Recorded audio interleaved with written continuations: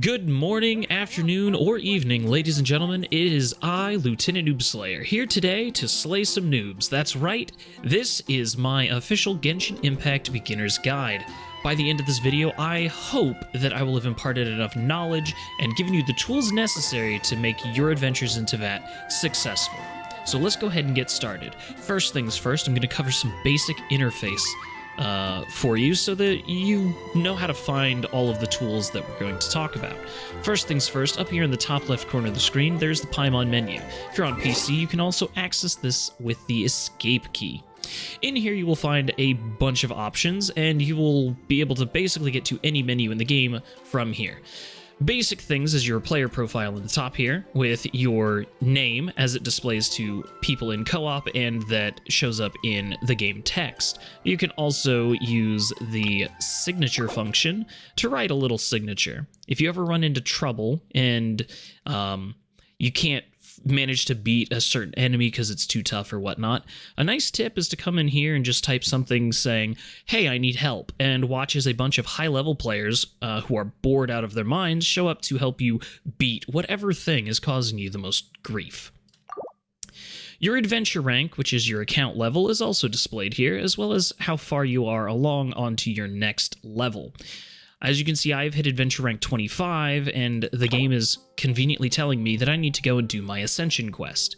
When you do your Ascension quest, your world level will increase, which improves drop rates for materials, and it also increases the level of enemies found in the overworld. Don't worry about it too much. It sounds like a difficulty increase, but it is not as bad as some people would lead you to believe. If you are available to ascend, make sure that you have 1 to 2 characters max level for your current adventure rank, and then you should be good to go. Now, over here we have the photo taking option, the in-game notices, the in-game mail, the time, which lets you actually fast forward up to 2 days in-game time, helpful for when a quest asks you to wait until the next day. And then, of course, there's the settings wheel. If you are just starting to play and you haven't looked at the settings, I highly recommend going through and messing with all of your controls, key bindings, graphics, audio, and just check out all of your settings and make sure they are where you want them to be. Games are way more enjoyable when you know what buttons do what and how to make sure it's all set up the way you like it. So in here in the Paimon menu, we have some basic things. You have the shop, which is where you can spend real money to acquire things such as character outfits, login bonuses, and some other things. But an important thing to note, even if you are a strictly free-to-play player, is that as you interact with the game in the wish system, you will end up getting Masterless Star Glitter and Masterless Star Dust. And as you use your free currency, you will accumulate these, and you can come in here to the Paimon's Bargains section of the shop, and you can buy things such as characters you may not have, or additional copies of them. You can also convert them into additional fates. So for example, I'm just going to go ahead and use my 75 here and grab another intertwined fate. The shops refresh once a month, and you can also come in here if you don't want to do the math and see how many wishes you have saved up. Don't bother, converting any of these, but you can go ahead and see that I have 22 wishes worth of Primo Gems without needing to actually do the math of dividing this number by 160. So that is the shop. Moving on, we have the party setup. As you can imagine, this screen is simply how you decide what 4 people are in your party. You can swap characters out individually, or you can even hit quick setup and select any of your characters, all 4 at a time, and quickly set up your party.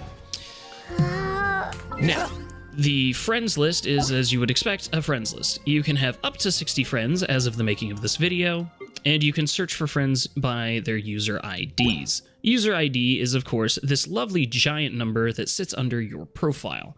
You can share this with your friends. This number has nothing to do with your account security. It is simply your friend code. So you don't need to be too concerned about sharing this with other people.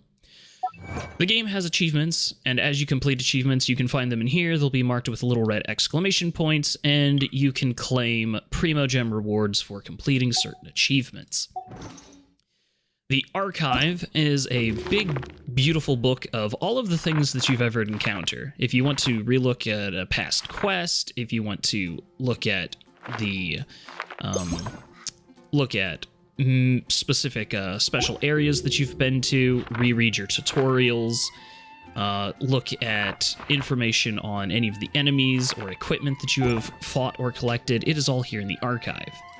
The Character Archive will of course show you every character in the game, whether you own them or not, and will even let you take a look at some of their basic information, such as their constellations and their talents. You can still read all of the details, even if you don't have the character. For characters you do have, you can also see when they joined your party.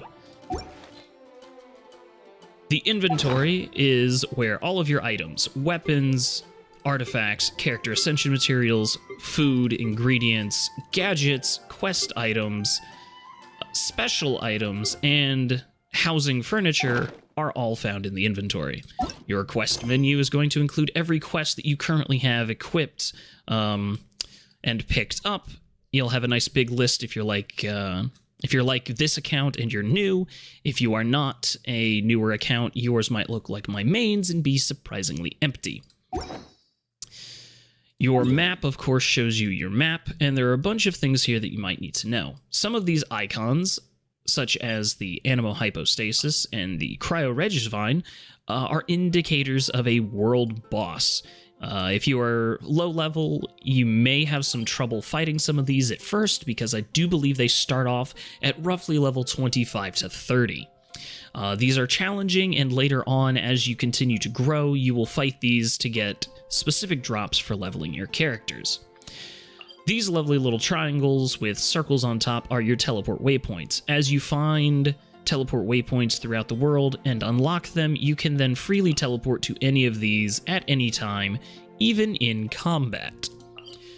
These lovely circles here are the Statues of the Seven. Statues of the Seven are how you unlock the map waypoints. So as I scroll down here, you can see a grayed out Statue of the Seven that I have not yet found. And as you can also see, this area of the map is currently grayed out in a fog of war effect. I cannot see the map looking at the map, but I can explore into this area, find this Statue of the Seven, and then unlock this section of the map. These lovely little squares are going to be various domains. Domains with these circles are repeatable dungeons that you'll unlock as you go, and they give you things such as artifacts, or in the case of this one over here, weapon ascension materials. There are also occasional one-time domains that either have tutorials or just specialty rewards for completing them, and those are denoted by these smaller crystal diamonds. Now, the purple marks on the map are the daily quests. At a certain adventure rank, you will unlock the daily commission system. This is one of your primary sources of Primo Gems as a free-to-play player, and it is also one of the best sources of adventure rank experience for leveling up your account. It is important to do all 4 of your daily quests every day as you get them, and as you can see, they are all here marked on the map. I've got 2 of them right over here next to each other. Isn't that convenient? So the purple quest markers are your daily quests.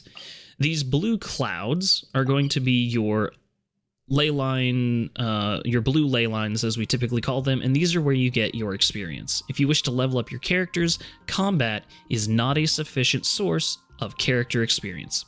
You will be fighting here at these blue ley lines. After you complete them, they'll move around, and you can go to each location. They will only show up in an area of the map that you've discovered.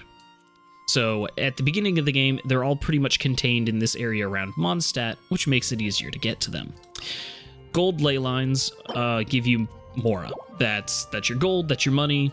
Enough said. If you're too broke to do anything, go farm some of those.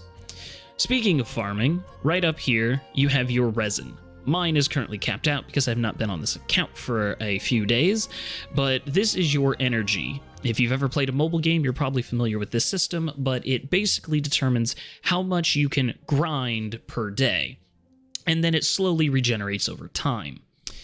You can also get items called fragile resin.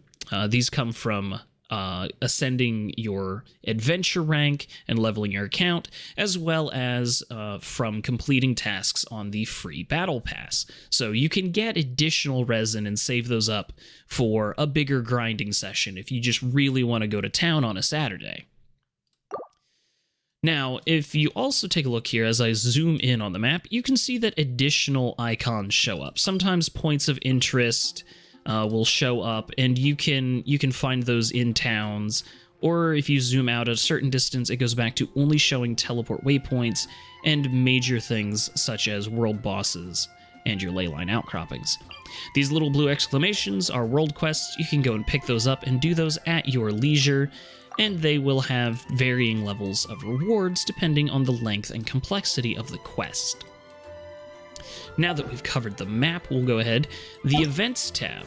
In here is where you will find all the active events. Major events such as the Windborn Poetry event, which is currently ongoing. Test runs, where you can try all of the characters that are currently available in the Wish Rate Up banners. You can also see new character quests, as well as information about new bosses and areas, and a reminder to go and take a look at the Spiral Abyss. Newer accounts will also have about 4 additional events here that give free characters when certain conditions are met. I recently finished all of those, and so those characters are already here and the event is gone. Those permanent events and characters include the free Water Healer Barbara, the free Fire Polearm Zhongling, the free Dendro Bow user Kale, and my brain turned off, I know she's in here, the free Anemo Sword Lynette. Getting all of these free characters is going to be a nice boon for you in your early game to give you a nice spread of elements to interact with puzzles, as well as just additional free characters that you can count on and guarantee. Continuing on, the Adventure Handbook. As a new player, the Adventure Handbook is your friend. I recommend following these chapters in the Experience tab. It'll recommend things that you should do, and it'll just enhance your experience, as well as give you plenty of rewards to get you kickstarted. It'll remind you to do things like go find teleport waypoints, open chests, visit statues of the Seven, hunt down elite monsters, and it will guide you through your leveling process. There's also the Tour Guide tab down here that's really nice for new players, and will let you know what major quests, ascensions, and other game mode or functions maybe that you have a quest to go and unlock. You can also track your daily commissions here, and later on as you continue throughout the game, you can specify what region you would like to do your daily commissions in. You get a list of domains so that you say, hey, I need to find a specific thing. Let's say, I need to find this object. Where is it? Can you show me on the map, please? And the game will conveniently show you where these are. And you can also track specific enemies if you need certain drops for something. For example, I know that I need to go fight some whopper flowers. I can ask the book to navigate, and it will show me on the map where to go find a whopper flower and fight, and it will update through a certain number of enemies per day until it stops. The wish menu we will talk about here in a moment, but this is where you spend your Primogems to get new characters. The Battle Pass, we'll skip the animation for now. The Battle Pass has, as Battle Passes do in most games, a free tier and a paid tier. The free tier is right here along the top. You get these as a free-to-play player.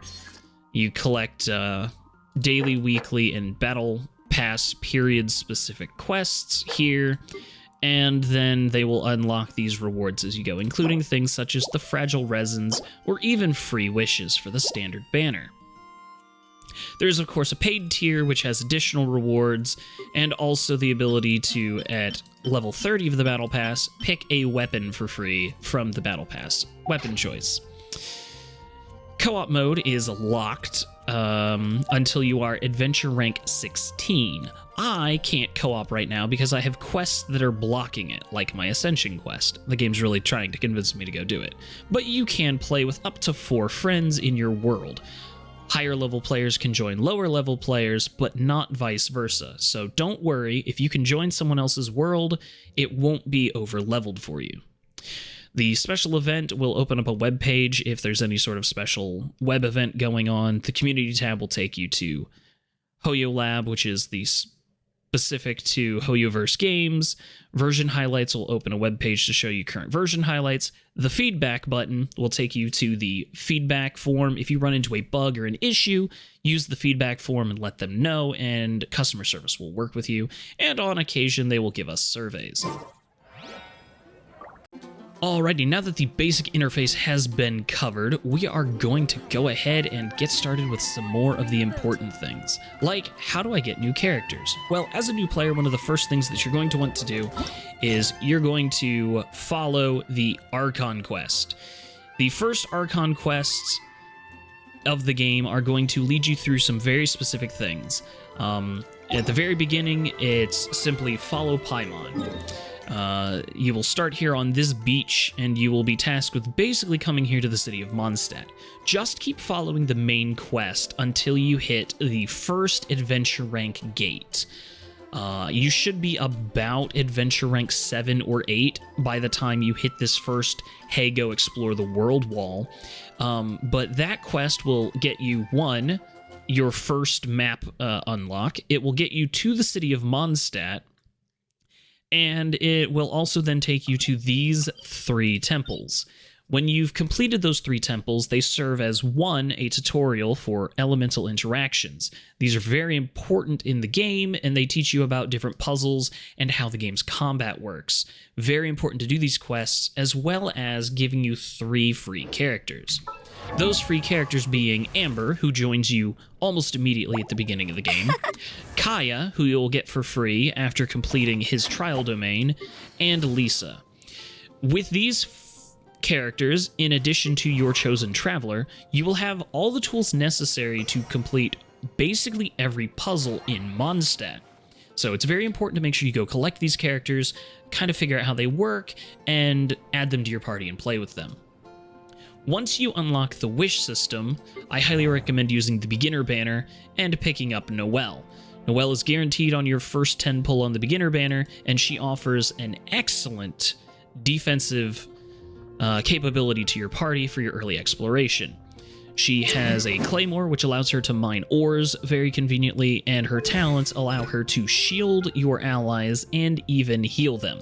So Noelle is a great comfort pick in your party while you are starting off your early exploration.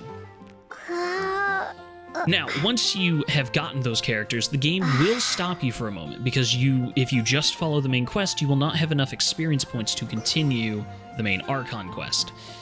That is when the game says, go forth into the world and explore. This is where you go and when you zoom out, you make this exploration progress number go up. You do that by opening treasure chests, defeating monsters, unlocking teleport waypoints, finding secrets, solving puzzles. Just go out and scour the world. And in no time, your adventure rank will be high enough that the game will let you continue the main quest. Once you are a high enough adventure rank, you will unlock your daily commissions, which, again, are an excellent source of adventure rank XP. So do your daily commissions, and as soon as you unlock these ley lines, because I believe these are the first thing that you unlock that can use resin, anytime you use resin, you will gain adventure rank experience. So that is going to be very important for your leveling process. The next important tip that I have for new players is remembering to level your characters. You may want to pick a couple characters to start off with, pick your favorite ones that you've got, and really focus in on about 2 of them.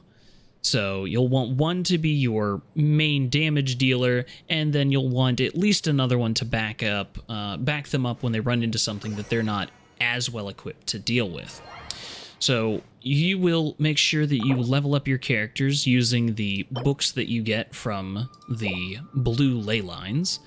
And you will also want to make sure that you are leveling your weapons up as well. These are the core components of your character's power level. As you go on, you can also throw some artifacts into slots. For right now, in the early levels, you're not going to worry too much about set bonuses or things. You're just going to try and get some of the better main stats. Your flowers will always be flat HP, which means your survivability goes up. These are good to give a couple of levels to. Your feathers give you a flat base attack increase, so those are also good to give you some early game power level. As you go, then, the sands slot has a couple of different, as you can see here, defense or attack. Just try and pick something that has a stat that you think your character might need. As you get here, you have the cups. They have elemental damage bonuses such as electro, physical, geo, as well as some other stats such as elemental mastery, HP, attack. You'll want to pick something that fits your character. Typically, if you get lucky enough to find something that is an element type that matches, for example, Noelle here has a geo damage bonus goblet because she is a geo damage character. And then, of course, your hats have things such as critical rate, critical damage, elemental mastery, defense. Again, just pick the best things you have and just give your characters some bonus stats. Those are, as you get higher level, then those become more important, but in the beginning, you don't have to worry about them too much. As long as you are keeping your character and weapon level, you should be good. Now, as you go, you will eventually unlock talent levels. You can improve the multipliers of the damage that your characters can do. I haven't ascended any of my additional characters, so unfortunately I can't show you that right now. So when you hit your second ascension level, which unlocks an additional 10 levels of leveling, as intuitive as that is, you break through the level gate, basically, to ascend the character. So as you can see, Kaya is level 40 out of his max of 40. I need to collect certain items and make some more money in order to improve his basic stats and allow him to level to 50. If you need to find any of those items, you can, of course, simply click on them and the game will helpfully tell you where you find these things and how to get them. But your character talents are important. As you go, make sure you're leveling these up because the increased multipliers do become a large source of power, and ascending characters also gives you additional passive talents. So as you can see here, we have some character ascension phase 4 talents that haven't been unlocked on characters, and then some characters that I haven't leveled at all. You do get a new passive at Ascension Phase 1, which is fairly easy to accomplish for most characters. And now it's time to talk about the big bad elephant in the room of the gacha system. I don't know why people make a big deal about it, because we've been living under the oppression of loot boxes for so long, and the principle is the exact same. The only difference is what comes out of the loot box. Now, as you can see here in the wish screen, we have 4 active banners. I'm going to break this down for you as well as how the wish system works so that you go into this informed and understand how it works and curb your expectations appropriately. So right now we have Writhsley. He just came out, brand new character, and as you can see, he is the focus 5-star character. This is the only way you can get this character is on his specific rate up banner. After that, he disappears into the void until his next rerun. Which characters do rerun? So if you don't have enough Primo Gems right now, or you're like, I don't know, maybe I'll wait and see if I like the character eventually, they'll come back. So you can always plan ahead and get them later. And then over here you can see the 3 4-star characters that have a rate up increase as well. You have a higher chance of getting Dori, Toma, or Chongyun.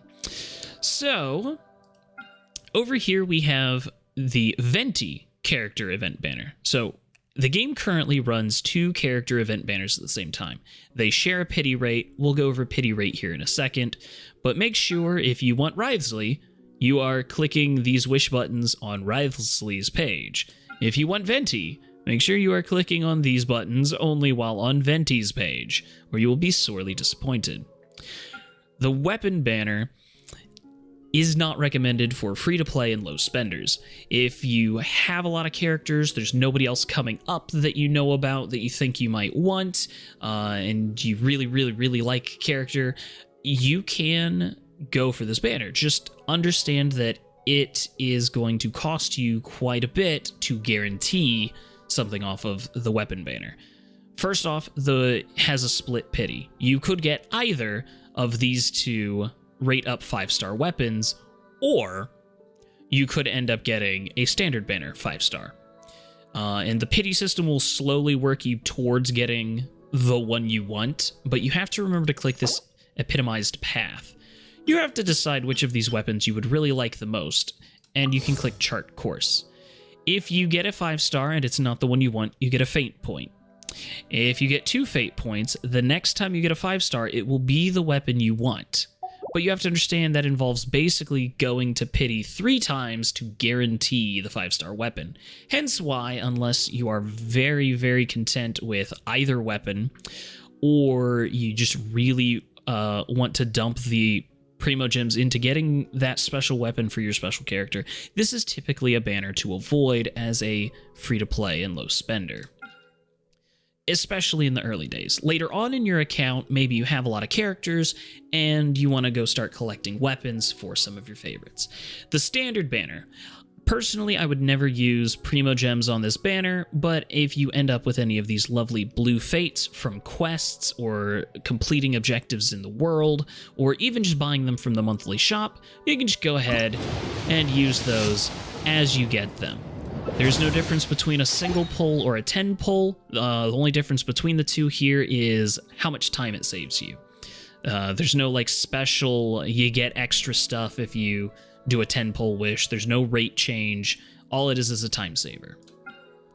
Now, one of the reasons I always say don't convert your Primo Gems is because you'll always see there's occasionally people who get too excited and they don't remember the difference between blue and pink, and they'll turn all of their Primo Gems into the wrong kind of fate. It's just safer to come in here and wish where you have a big picture in your face to tell you, this is what I'm going for.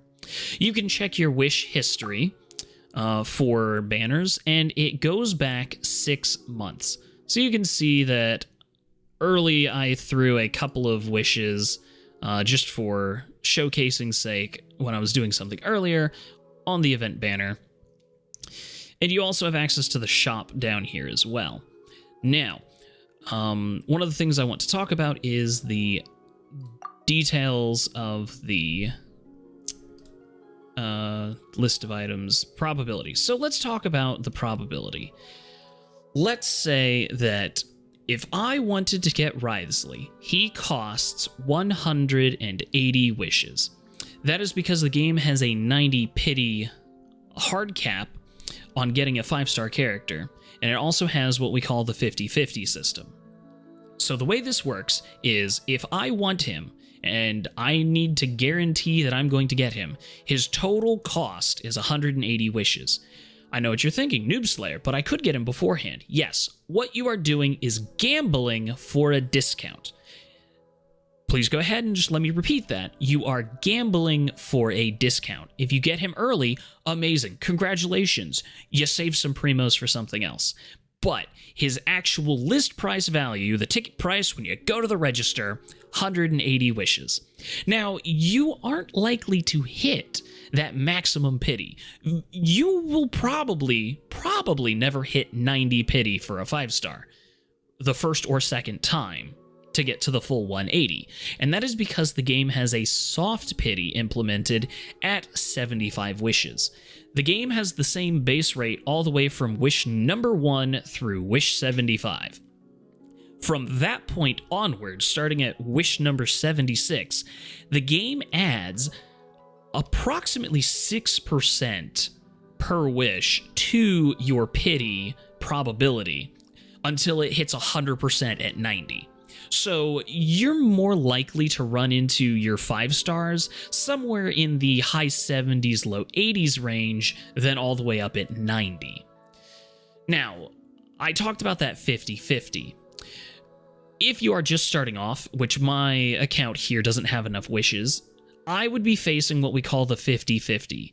At 90 wishes, when I get that guaranteed 5-star, or earlier, wherever he drops, it could be Wriothesley, or it could be any of the standard banner 5 stars. It will be one or the other. Guaranteed, I will get a 5-star character of one of the two. If I get Wriothesley, we essentially, shoots and ladders, we go back to start. We're back at, square number 0, and we're working our way back towards 180 again for the next banner. If I don't get Wriothesley, let's say that Mona decides to show up instead. Instead of going all the way back to 0, what the game does is it basically puts you at 90. So you are ignoring the 50-50. Those first 90 wishes basically count as having already happened, and you are now on your way to the 100% guarantee at wish number 180. So you are now starting, your first wish after getting Mona is essentially wish number 91, and you continue on from that point. Then you eventually get your character because you have the guarantee, and it resets you back to square 0, and you're back at the 50-50% chance halfway through your pity. That is the best way to understand the pity system. Is, do you get sent back all the way to start, or do you get to start halfway through the wish system again? Because again, remember, the total list price for a character is 180 wishes. If you don't, let's say I throw 60 wishes at this banner, I still don't get Wriothesley, I don't even get a Chi-Chi, I get nothing. When this banner ends in 20 days, 1 hour and 55 minutes, that number of how many wishes I've put into this banner carries over to the next one. So when the next set of characters roll around, the game remembers I've already spent 60 wishes on this banner. Therefore, when I go and wish on that next one, I'm not starting back at square 1. I'm at 61, and I can continue from there. You'll sometimes see people wishing for a character and then say, well, I don't think I'm going to have enough in time, I'm just going to keep saving, and they'll stop kind of right before that soft pity in like the 70 area and stuff, and then just wait for a character they really want, and then you'll get them in about 15 to 20 wishes. The 50-50 status that we were talking about, that is remembered from banner to banner. So if I decide not to wish on Wriothesley, I decide not to wish on Venti, when we jump into the next banners, it will remember if I lost my 50-50 or if I have a guarantee. Sometimes when people lose their 50-50, they'll be like, this is perfect. That character that I want that doesn't have a rerun yet, I'm waiting because now I know I'm going to get them. Which is a great way to do this. You can plan ahead, you can save your guaranteed pity for the character you want. And that is an amazing thing that people don't talk about often enough because, ooh, gotcha bad. So the pity carries over from banner to banner. The pity is shared between these two banners. If I lose my 50-50 on this banner, I could decide to start wishing for Venti instead, and I would get it guaranteed. The two character event wishes share a pity.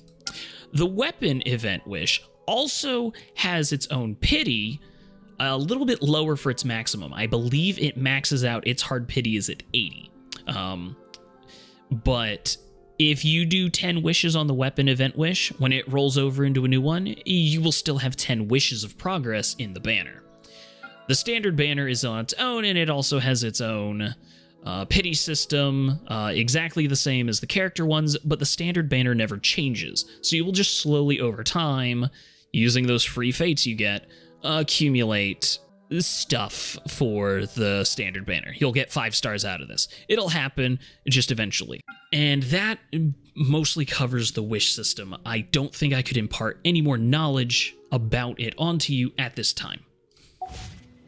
Well, everyone, that is most of the basic information that I wanted to share with all of you today. Hopefully, this makes things a little bit simpler, helps kind of give you some of the tools or ideas of what to go look for and what to focus on for your early moments in Genshin. And I hope you enjoy your time in the world of Teyvat, experiencing what is a surprisingly well-crafted world with a lot of fun and interesting characters and a lot of real-life cultural and mythological influences.